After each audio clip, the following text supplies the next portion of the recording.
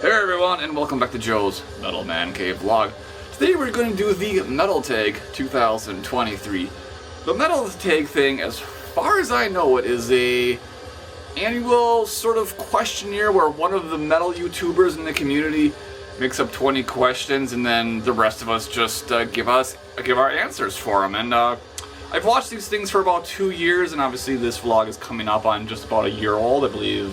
March or late February, somewhere around there, will be the 1 year anniversary. So it's my first opportunity to actually do one, but I've definitely watched them in the past and really always just been like, these are my answers, but here we are, finally do it, so let's get into it.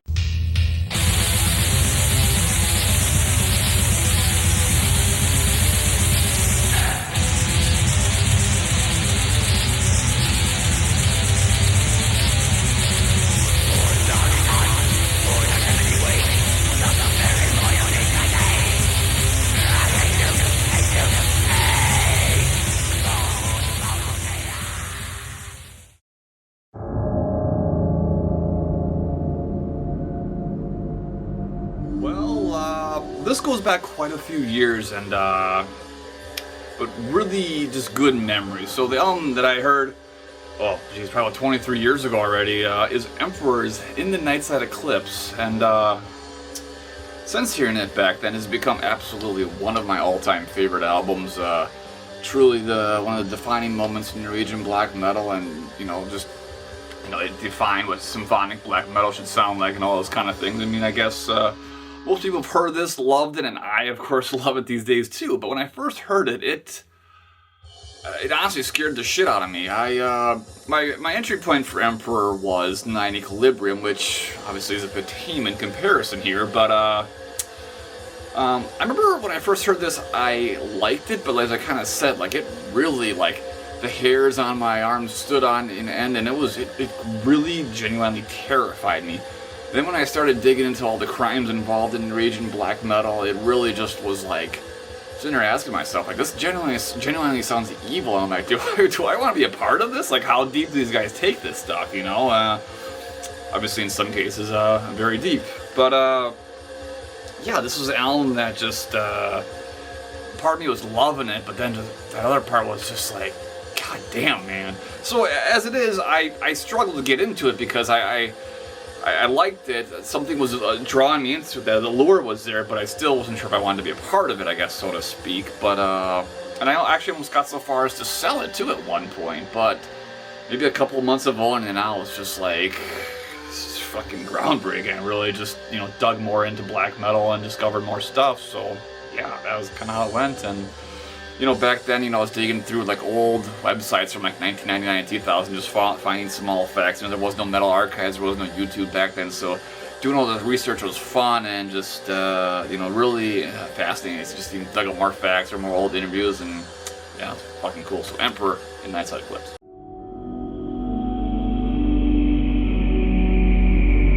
I like to mention this, but in the background we're listening to a project known as Faustus from Northern Sweden. This is a bootleg custom CD I made. All of these demos are available on the band's Bandcamp, and I believe they're all free or pay what you want through a couple of dollars. But very, very good raw black metal. So that's what's playing in the background of this video.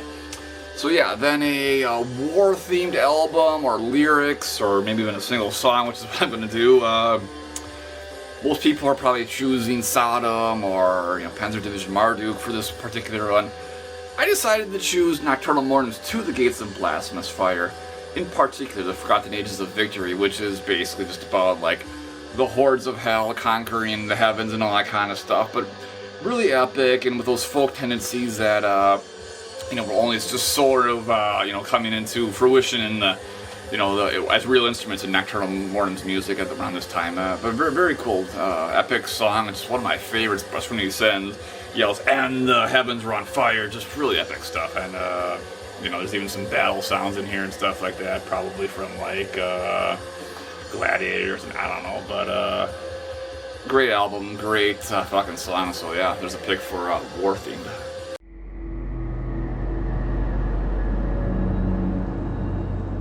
This is kind of a tough one for me because I don't really like obsess over a certain musician or like the projects he or she may be in. No, I don't know, maybe Werewolf from Satanic Warmaster would fit the bill here, because I've really been enjoying everything I hear from Satanic Warmaster and just some of the side projects I've been buying in the past year or so. Yeah, but I don't think he's necessarily helped to like define my tastes or whatever as they were in the past 10 years or whatever. But it's great black metal, everything he does, everything I've heard from him. So yeah, we'll just say Werewolf from Satanic Warmaster.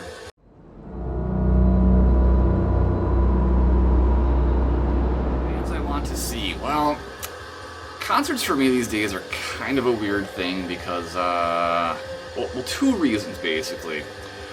Bands simply don't play where I live. That's just 10 years ago, once in a while we'd get some cool shit around here that was within about 20-30 minute drive, which wasn't bad. But nowadays there's just nothing coming in here. I'm sure it's partially because of COVID, and if bands do tour, it's probably going to hit the major cities where I guess I don't technically live. But yeah, if I want to go to a concert, it usually requires me to drive to Chicago, which is about an hour and a half, 2 hours, depending on traffic, from where I live. Usually about a little over 2 hours and 15 minutes it usually takes to get to a show. Which, that in itself isn't that big of a deal. It's just once you get to Chicago, you gotta deal with traffic, and it always puts me in a bad mood, and then, yeah, it's hard to explain. So that's how most of my concerts start, and then, I also have back issues, so to stand through an entire show makes my back hurt and my feet hurt the next day. It's just the way it is, I guess. So I'm not into shows as much as I used to be. And but if there was some bands I'd like to see, My Dying Bride was a band I always wanted to see, but they've never toured the USA except like in the late 90s, I want to say. And then seeing Satanic Warmaster, of course, would be cool, but I know that's not going to happen in the USA either. But other than that, something like seeing Ancient Rites would be really cool, and I might actually have the opportunity to go see them later this year in Chicago. So see what happens there. But otherwise, I don't know, concerts aren't that big of a deal to me, I guess. So yeah.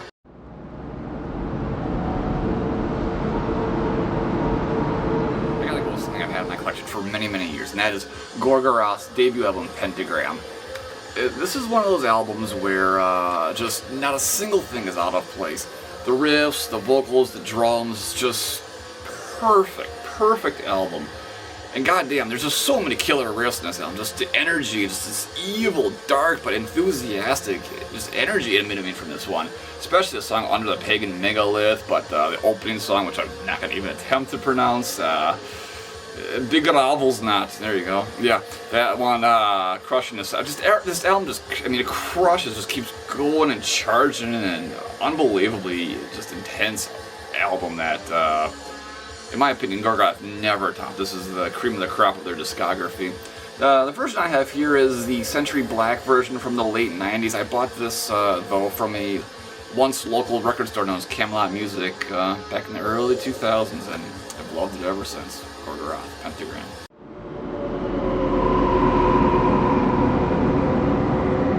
Big freeze. Well, it was cold here where I lived for a while, but that has definitely changed kind of recently. Nevertheless, it is winter, and the Big Freeze album cover here is Battle Dagorath and their album Ancient Wraith. I have no shortage of winter landscape album covers in my black metal collection, but I have always really enjoyed this album. Battle Dagorath comes from California, but it also features Christoph from Winterricket playing keyboards. For a project from California, you wouldn't anticipate it to have this cold sound, but this band really captures that just violent, blizzardy feel of winter, and god damn, man, it's really good. I've enjoyed everything this band's put out, but something about the first one, Eternal Throne, and the second one just have really always resonated with me in a deep way. Just fucking awesome winter black metal here. Ferocious and just dark as fuck and just cold sounding. Yeah, Big Freeze indeed.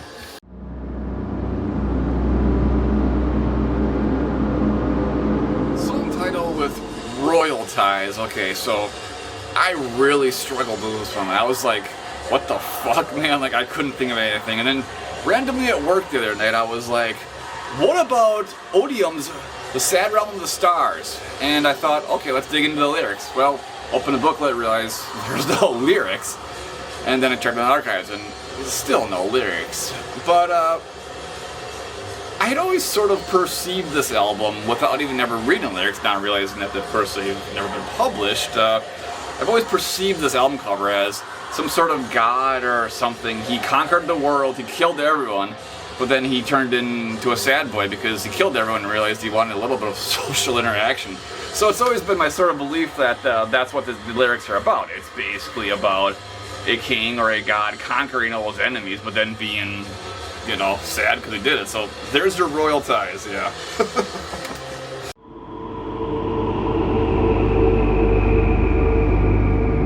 Predominantly green album cover. How many people are going to pick a typo negative cover? I haven't actually checked.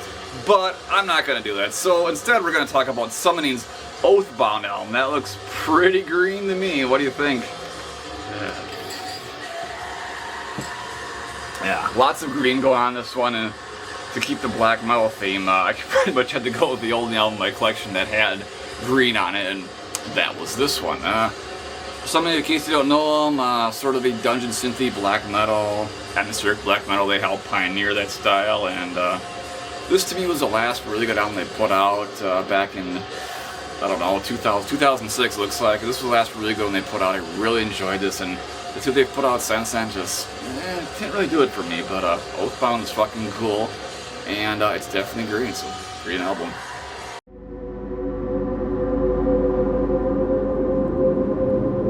Here's another one that's kind of got me in a pickle. I'm pretty sure the only brand new release from 2021 I bought was War Moon Lord and their album Battle Spells, or maybe some of my vinyls I just didn't look closely enough, but played the shit out of this in 2022, so I guess that's my answer to this question, yeah.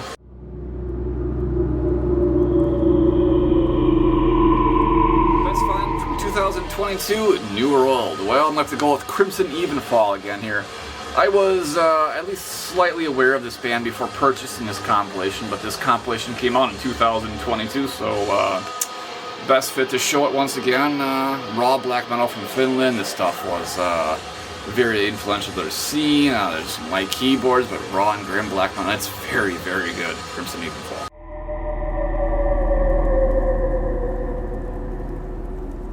Discovery in 2022. Well, I'm gonna go with Gorgon from France. A little bit of overlapping here. I showed this one in the collection update not too long ago, but this is some very good semi-melodic-ish keyboard-based raw black metal from France, and these guys have the honor of being the first French black metal band to release an album with The Lady Rides a Black Horse, which is definitely an underrated, maybe not quite a masterpiece, but a very, very good black metal album that deserves some more attention. So, yeah.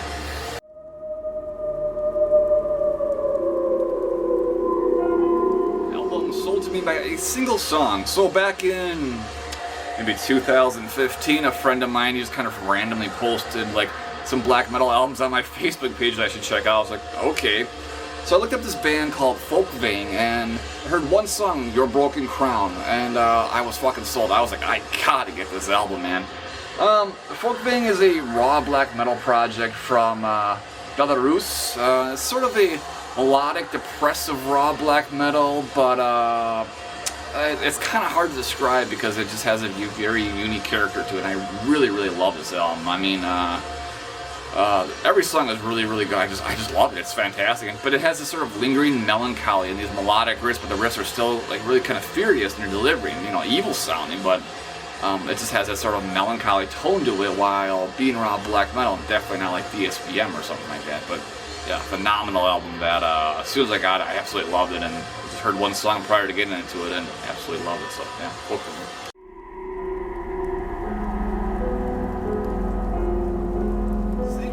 for me because once again I don't really pay attention to the music. This channel's sort of more of a nostalgia channel in a lot of ways, as I'm always showing older music, but three bands I'm aware of that are releasing new albums in 2023. Like I said, I just don't really pay attention. So Enslaved's releasing their new album Heimdall. I think it's coming out next month, so I'm definitely stoked for that. I've always enjoyed everything in Slave's done. I own most of it and just really enjoy it, yeah, regardless of the direction they take. But they've been obviously in that progressive black metal stage for quite a while now. The second one is Insomnium's new album, which is called Anno 1696. Me and my wife are big fans. She's a much bigger fan, so I never have to worry about ordering stuff because she always had pre-ordered like 3 months in advance. So we'll definitely talk about that when it's out. Otherwise, something a bit more underground, the band The Cold Beyond is finally going to be releasing their debut album, which is called And Then the Darkness Came.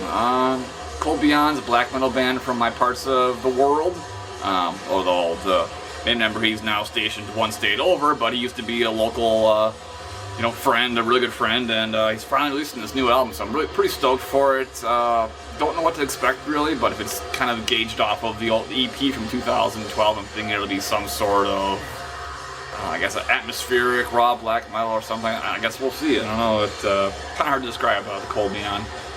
But one of the reasons why I wanted to see this album finally get released too is because I took the cover photo, and it's gonna be cool to see it on the CD and vinyl tape or whatever it gets released as. So yeah, The Cold Beyond and the Darkness Came.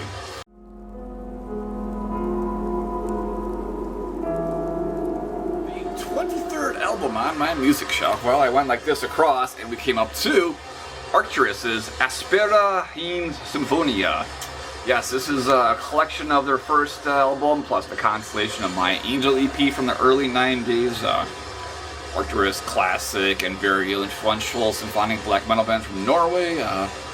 Get all the very essential stuff from the early part of their career in this compilation, plus some unreleased tracks, and I guess selected vocals and some instrumentation were re-recorded for this compilation here, but regardless, it sounds fantastic. Just a great example of classic 90s symphonic black metal.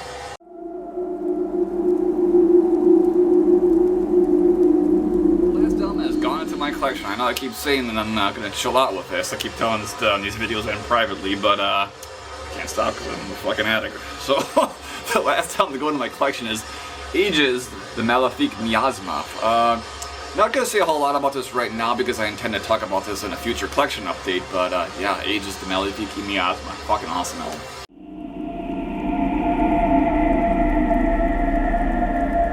So this next one kind of, again, had me beating my head against the wall a little bit. I was just kind of sitting here staring, and I'm just like, I discovered this on social media. No, I didn't know. And so I was really kind of getting frustrated, and this was like one of the last answers I filled in. Then I just kind of pulled this album off, and I was like, oh yeah, I'm pretty sure I discovered that via Instagram like 3 years ago or something. So the album in question here is Old Wains and their album Where the Snows Are Never Gone. So this album was originally released in 1997 as a cassette demo, and the best way to describe this Russian band is to say that it's basically Immortal's pure holocaust run through a significantly raw and just icier, cold filter. That's the best way I can describe it. Plus, like the screamed, angry, evil vocals in Russian just add a really special charm to this style. Because usually this style is always like pretty clean sounding, and usually in English too. So having it much more raw and grim sounding, and then with the Russian vocals, just really adds a special, unique character to it that I absolutely love. So yeah, always.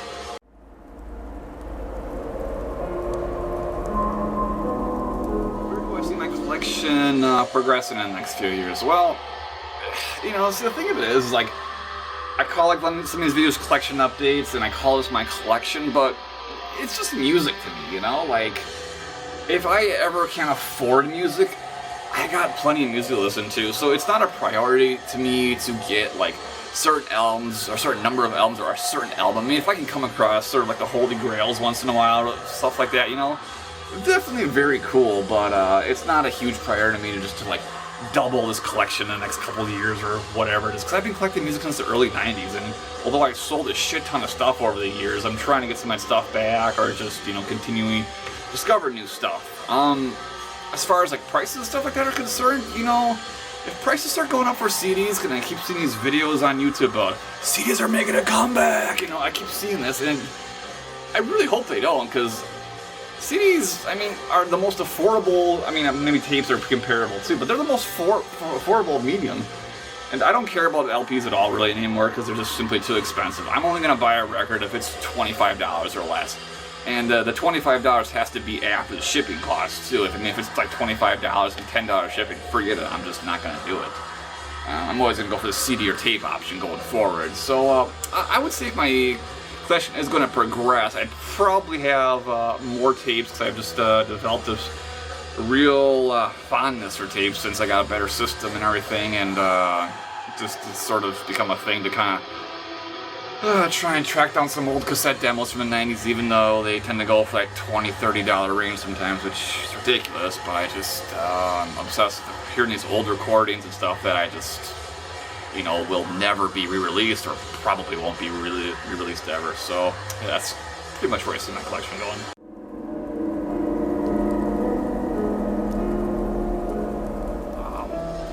You know what, I couldn't even tell you. I have no idea, but I know there was various times where I was at distros or record labels or even on Bandcamp where I had something in my cart and then I'm just like, I can't do it. You know, it's too fucking much. It's just, you know, I had to pull myself off. But if I were to be fair, I have on numerous occasions had DSR box sets in my cart on their website, and only one time so far for the mains box set. Obviously, I was only able to press the submit button, but I've literally had multiple items from that shop in my cart, and I just hadn't gotten to the point of like putting my credit card information or anything like that. But that's probably what is a DSR box set.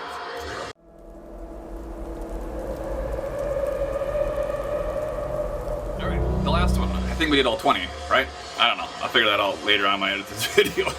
Hope it's okay to use the same band but different album, but a song that doesn't belong. Okay, so we're gonna use Nocturnal Mortem's Lunar Poetry.